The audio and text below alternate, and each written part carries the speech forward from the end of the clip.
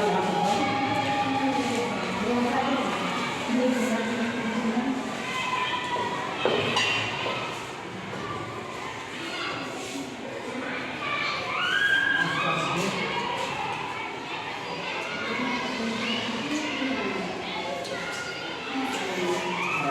इधर से इधर से बनाना, इसमें बड़ा साइज बनाना, इसमें बढ़ाना जानते हैं ना, ऐसे करोगे बड़ा आ जाएगा, ठीक ना, ऐसे करोगे छोटा आ जाएगा, ज़रूरत पड़ेगा ऐसे बढ़ा लेना। आवाज़ में ये जो चीज़ हम पूछेंगे वो चीज़ बोलते जाना है, ठीक ना।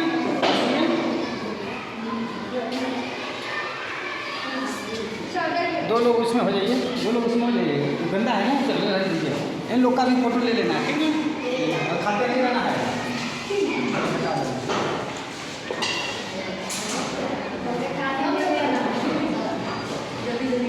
सुनो, कोई दांत नहीं निकालेगा, स्टूडेंट जैसे रहो, जैसे जैसे जिस तरह से हम आप लोग को अपना समझ के पढ़ाते हैं, मेहनत से पढ़ाते हैं, ठीक उसी प्रकार से ठीक ना। हम लिखा हाँ, चलिए बाबू। आज देखिए अध्याय 1 हमारे आसपास के पदार्थ, ठोस द्रव गैस पदार्थ सब लोग समझ गए हैं, समझ गए हैं। पानी के तीनों अवस्थाओं के बारे में देखेंगे। पानी के पानी एक ऐसा चीज है जो तीनों अवस्थाओं में पाया जाता है। पानी एक ऐसा चीज है जो तीनों अवस्थाओं में पाया जाता है।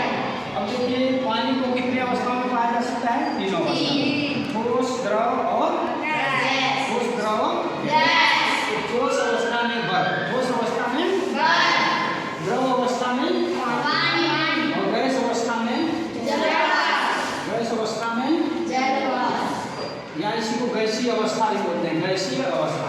अब देखिए जब कोई ठोस पदार्थ मतलब जैसे बर्फ है वो कितने डिग्री सेल्सियस पर पानी बर्फ बन जाता है? 0 डिग्री।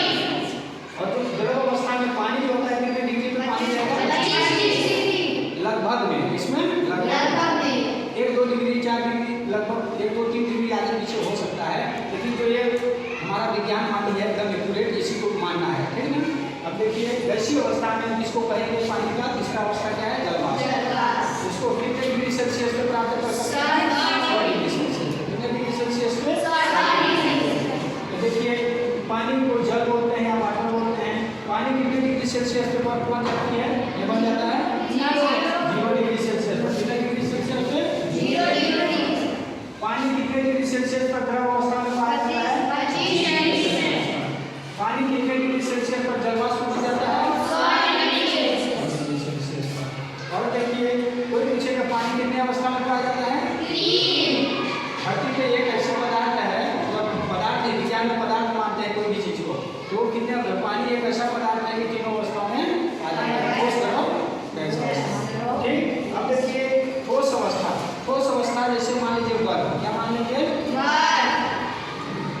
ठोस अवस्था मतलब बर्फ, क्या मानेंगे? बर्फ। और द्रव अवस्था में मतलब क्या मानेंगे? पानी या जल, पानी या जल। और गैसीय अवस्था में क्या मानेंगे? जलवाष्प। क्या मानेंगे? जलवाष्प। इसी को हम लोग ताप देते हैं, ताप यानी उष्मा, ताप यानी उष्मा, उष्मा और उष्मा क्या लेंगे? ताप या उष्मा, इसी को ताप बोलते हैं। जब ठोस अवस्था यानी हम बर्फ को उष्मा या ताप देते हैं क्या हमें परिवर्तित हो जाता है? द्रव अवस्था में, पानी में। और पानी को हम शीतलता देंगे, क्या देंगे? शीतलता यानी ठंडक, क्या देंगे? ठंडक, क्या देंगे? यानी देखिए वो आप लोग देते हैं ठंडक, फ्रिज में रख देते हैं पानी को, बर्फ बन जाता है, हो जाता है। और देखिए द्रव अवस्था को हम क्या करेंगे? उष्मा दे देंगे, क्या दे देंगे? उष्मा दे देंगे। उष्मा जब दे देंगे तो क्या बदल जाएगा? पानी गैसीय अवस्था मतलब जलवाष्प में बदल जाता है ना। और ठीक उसी गैसीय अवस्था को हम क्या कर देंगे? शीतलता दे देंगे, क्या दे देंगे? शीतलता। तो टाइम परिवर्तित हो जाता है पानी में, टाइम में। देखिए इसमें 6 क्वेश्चन है, कितने क्वेश्चन है? 6 क्वेश्चन हम पूछ रहे हैं। जब कोई ठोस पदार्थ पानी के बारे में चल रहा है, इसके बारे में जब कोई ठोस अवस्था मतलब बर्फ है उसको हम उष्मा दे देंगे मतलब गर्म करेंगे तो क्या परिवर्तित हो जाएगा? पानी। आप लोग देखे होंगे जब बर्फ बेचने वाला आता है पेटी में बर्फ रहता है तब तक बर्फ जमा रहता है। जैसे बाहर के वातावरण में आता है तो पिघल जाता है, होता है ना, क्योंकि बाहर का वातावरण का तापमान उष्मा ज़्यादा है ना। तो पेटी के बाहर जैसे ही निकलता है तो पानी में परिवर्तित हो जाता है ना। ये जो उष्मा है ये क्या करता है, ठोस अवस्था को बर्फ को कहाँ परिवर्तित कर दिया, पानी में। और फिर इसी पानी को शीतलता दे देंगे तो क्या बदल जाएगा, किसमें बदलेगा, बर्फ में। शीतलता देंगे तो बर्फ में बदलेगा। अब जब किसी पानी को उष्मा देंगे तो क्या बदल जाएगा, जलवाष्प, यानी गैसीय अवस्था में। किसमें, गैसीय अवस्था। जलवाष्प को गैसीय अवस्था को क्या बोलेंगे, गैसीय अवस्था लिखा हुआ है, क्या लिखा है, गैसीय अवस्था। अब इसको द्रव अवस्था, द्रव अवस्था, ठोस अवस्था, ये सब पढ़ लिया है, ठीक है ना। ये बन जाएगा ना,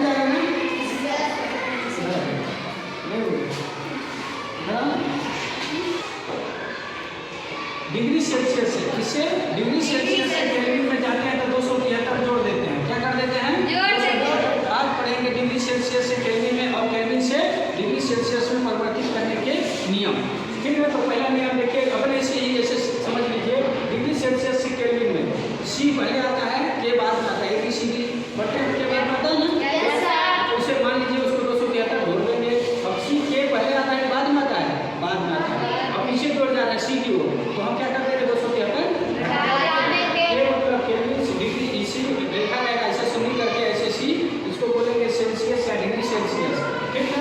ठीक है, इसी प्रकार से हम लोग एक क्वेश्चन समझते हैं। जैसे मान लीजिए कोई क्वेश्चन आ गया कि आज दे दिया कि 25 डिग्री, कितना, 25 डिग्री सेल्सियस को केल्विन में बदलिए, क्या में बदलिए, केल्विन में।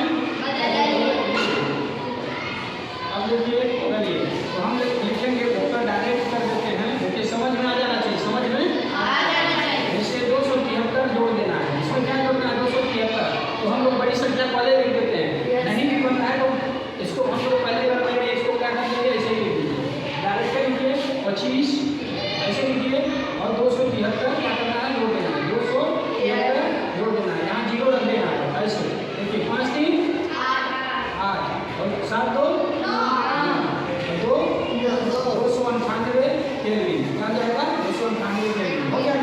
लिख देंगे अकरण, क्या लिख देंगे, अकरण 25 डिग्री सेल्सियस बराबर 25 डिग्री सेल्सियस बराबर 298 केल्विन होगा, होगा कि नहीं होगा, यस सर। अब देखिए क्वेश्चन नंबर 2, इसी चीज को हम देखिए डिग्री सेल्सियस में बदलना है। अभी दे दिया जाए 298, क्या दे दिया जाए, 298 केल्विन को डिग्री सेल्सियस में बदलिए, डिग्री सेल्सियस में बदलिए, कुछ नहीं करना है, ऊपर डायरेक्ट 298 में 273 घटाव कर देंगे, 8 में 3 गया 5 और 9 में 7 गया 2 में 2 0, ये डिग्री सेल्सियस में हो गया। ठीक है, अतः 298 केल्विन बराबर 25 डिग्री, कितना, 25 डिग्री सेल्सियस होगा, 25 डिग्री सेल्सियस होगा, हो जाएगा ना, यस सर।